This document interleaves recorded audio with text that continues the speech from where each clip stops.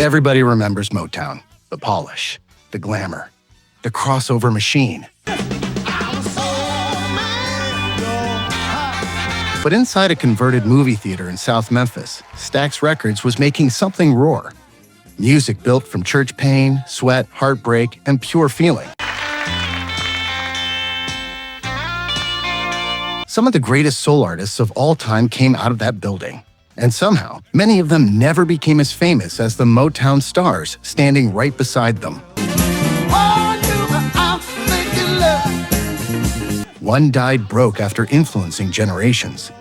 Another lost half his band in a plane crash.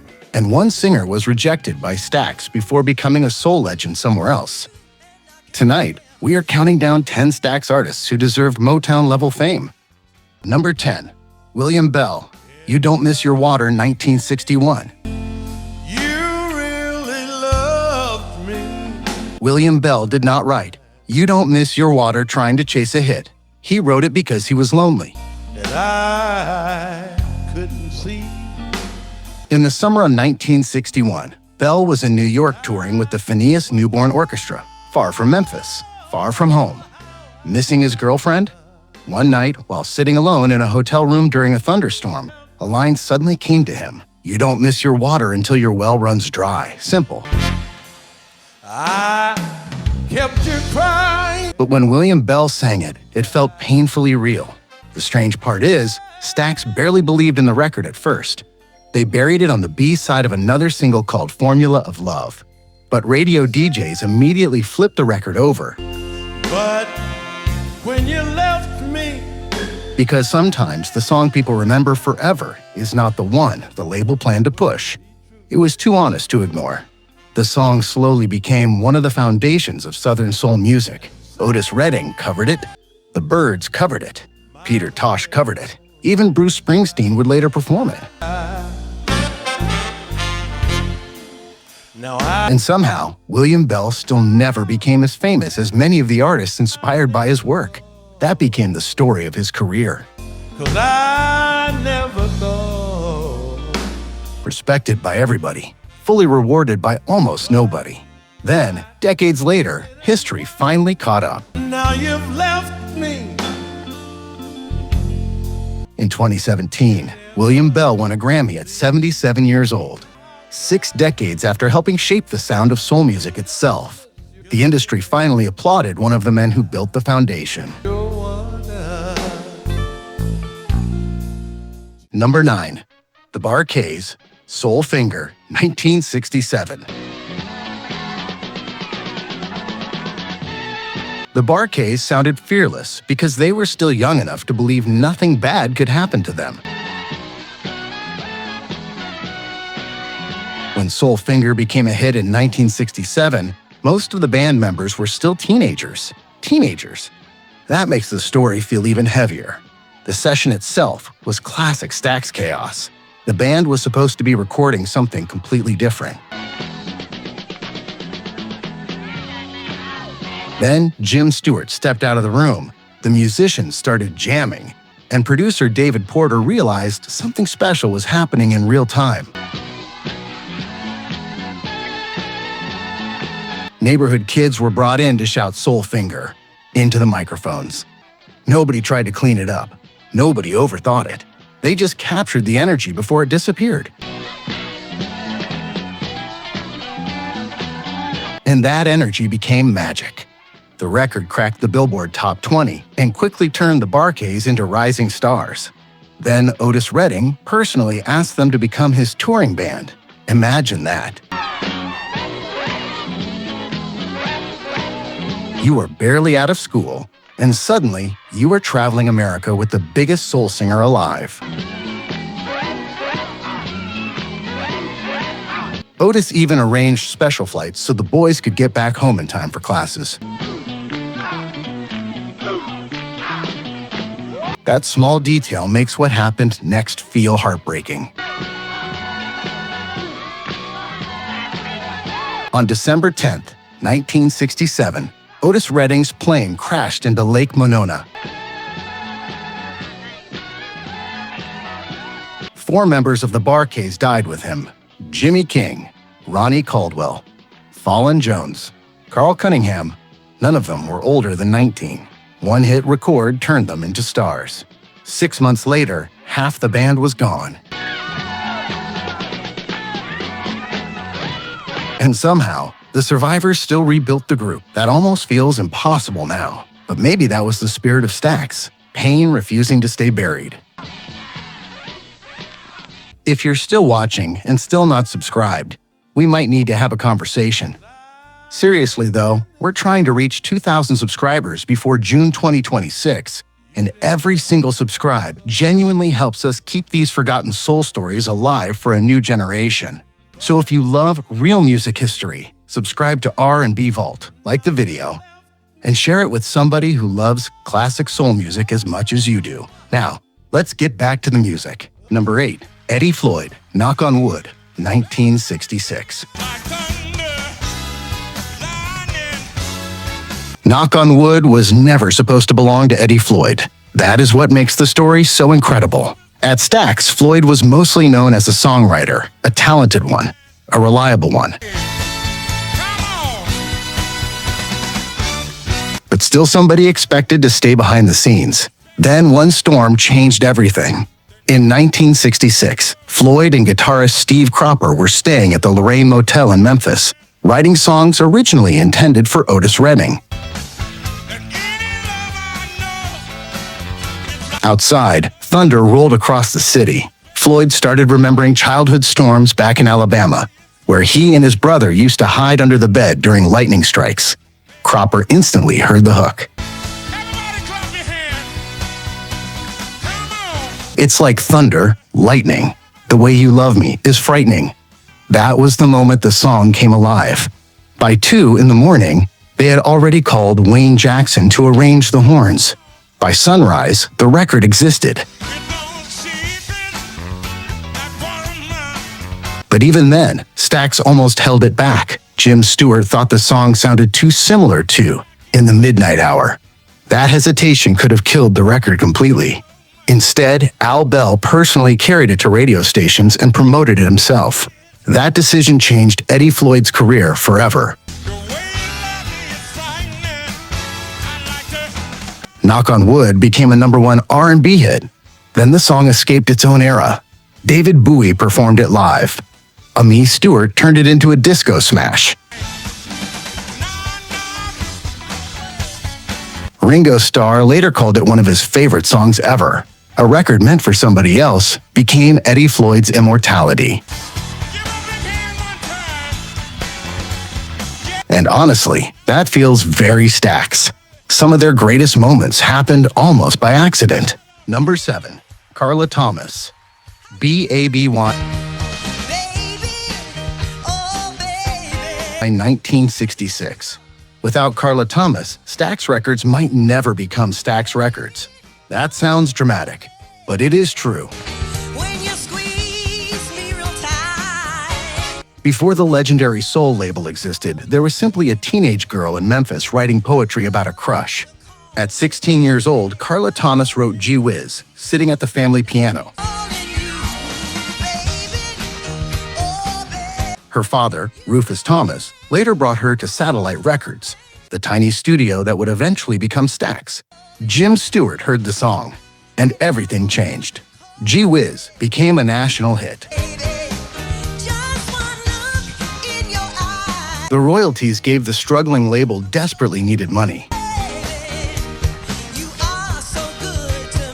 Then Atlantic Records executive Jerry Wexler heard the record and traveled to Memphis personally to arrange a distribution deal. That deal helped launch Stax nationally. All because a 16-year-old girl wrote a song about a boy. Think about that for a second. One teenager helped change soul music history before she was even old enough to vote. Then came B.A.B.Y. Bright, confident, warm. The song climbed to number 2 on the R&B chart and crossed into the pop charts too. But Carla Thomas always deserved even bigger recognition than history gave her. Motown had Dianaross presented as elegance and glamour. Carla Thomas represented something different, something softer, something warmer, something deeply Southern. She became known as the Queen of Memphis Soul. Honestly, the entire world should know that title. Number 6. The Dramatics, Whatcha Is, Whatcha Get, 1971. Being a soul group from Detroit during the 1960s came with one major problem. Motown already owned the city. Every vocal group lived under that shadow, and for years, the Dramatics could not escape it. They had the harmonies, stage presence, the voices. But every opportunity seemed to fall apart at the last second. Their first release on Stax's Volt subsidiary failed commercially. 2 full years passed with almost no momentum. Most groups would have broken apart by then. Then songwriter Tony Hester saw them performing live and realized something important. The Dramatics were not built around one lead singer. They were built around 5 completely different voices fighting for space at the same time. And somehow, it worked beautifully. That became the magic of Whatcha Is, Whatcha Get, the falsetto, the bass lines, the spoken moments, the scatting. Nobody else on radio sounded like them. The record exploded into the top 10 and went gold. Then, In the Rain, became an even bigger R&B success the following year. And honestly, there is something ironic about their story. The Detroit group had to leave Detroit's biggest machine before the world finally realized how special they were. Number 5. Johnny Taylor, Who's Making Love 1968. Johnny Taylor arrived at Stax carrying one of the greatest resumes in soul music. He was the man chosen to replace Sam Cooke in the Soul Stirrers. Think carefully about how important that is. 4. Albert King, Born Under a Bad Sign, 1967. Albert King did not arrive at Stax as a fresh young star. He arrived exhausted. By the time he entered the label, he was already 43 years old. He had picked cotton in Arkansas, worked day jobs, played rough clubs across the Kitlan circuit. He even built his first guitar from scraps. Then Stax finally gave him a platform large enough for the world to hear him properly. Born Under a Bad Sign sounded different immediately. Darker, heavier, meaner. Booker T. Jones intentionally moved away from traditional blues structures while William Bell helped shape the song's fatalistic mood. Then Albert King stepped into the studio and transformed the record completely. Wayne Jackson once said Albert's guitar always sounded slightly out of tune with everybody else. But Albert bent the notes so aggressively that eventually the music surrendered to him. That might be the perfect description of his sound. The album barely became a commercial success when it first released. But musicians heard it. Eric Clapton heard it. Jimi Hendrix heard it. Stevie Ray Vaughan heard it.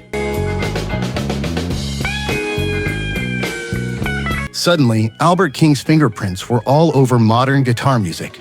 He may never have looked like a crossover superstar, but generations of musicians quietly studied him like one. Number 3. The Staple Singers, I'll Take You There, 1972. Ain't nobody crying, no. The Staple Singers never sounded like entertainers. They sounded like witnesses. Everything about their music carried emotional weight. Help me. Pop Staples and his children started in church, creating gospel records so raw that Bob Dylan later admitted hearing Mavis Staples as a teenager completely stunned him. Oh, help me now. Then came Dr. Martin Luther King Jr. After meeting King during the civil rights movement, the family made a decision. If he can preach it, we can sing it. By the time they joined Stax, America was changing violently around them.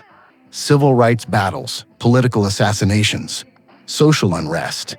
And somehow, right in the middle of that tension, they created I'll Take You There.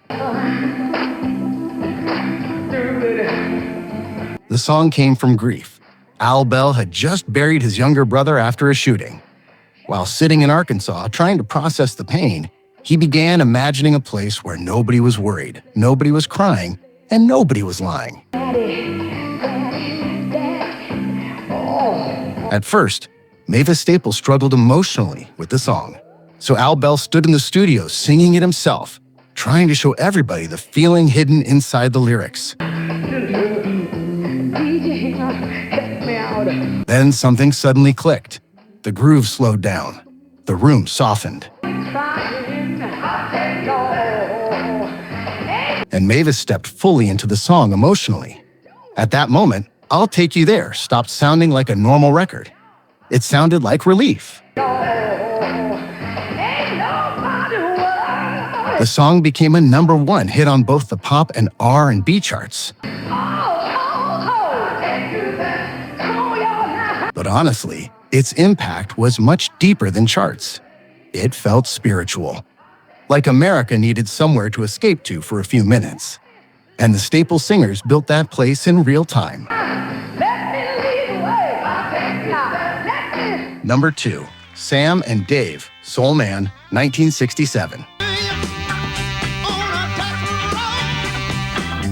Most people hear Soul Man and think confidence, swagger, energy, celebration, but the song actually came from destruction.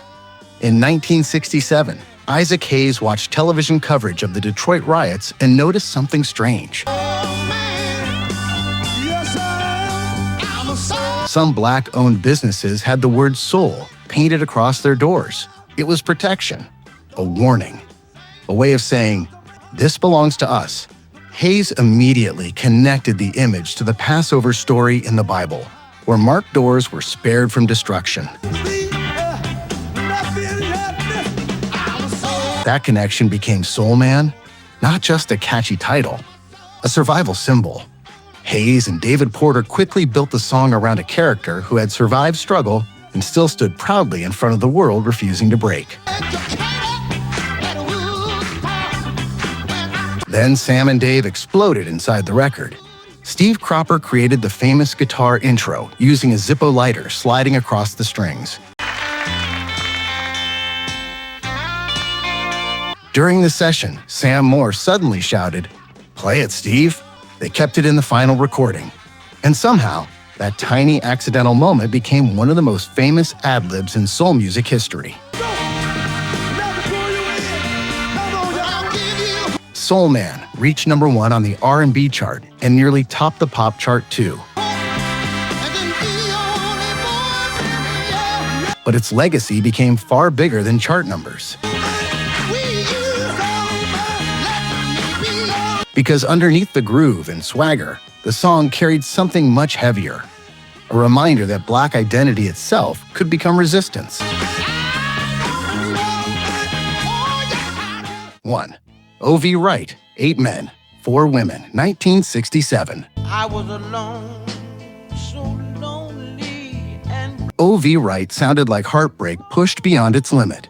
Not polished heartbreak, real heartbreak. The kind that permanently changes somebody's voice. Born Overton Vertus Wright in Tennessee, he developed one of the most emotionally devastating voices soul music has ever produced. me away. You were And somehow, mainstream America almost completely ignored him. In 1964, songwriter Roosevelt Jameson brought a demo tape featuring Wright's voice to Stax Records. I saw you when you were taking the witness stand.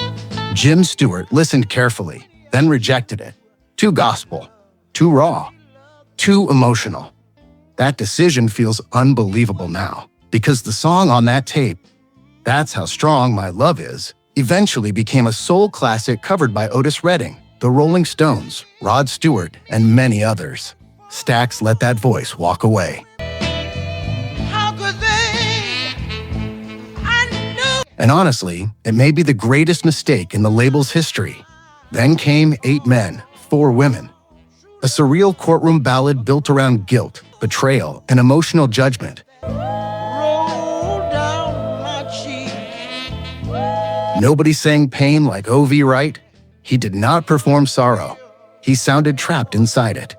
The record climbed the R&B charts, but mainstream superstardom still never fully arrived. Yes, baby, I knew that they. Instead, O.V. Wright became what musicians call a musician's artist. The singers loved him. The writers loved him.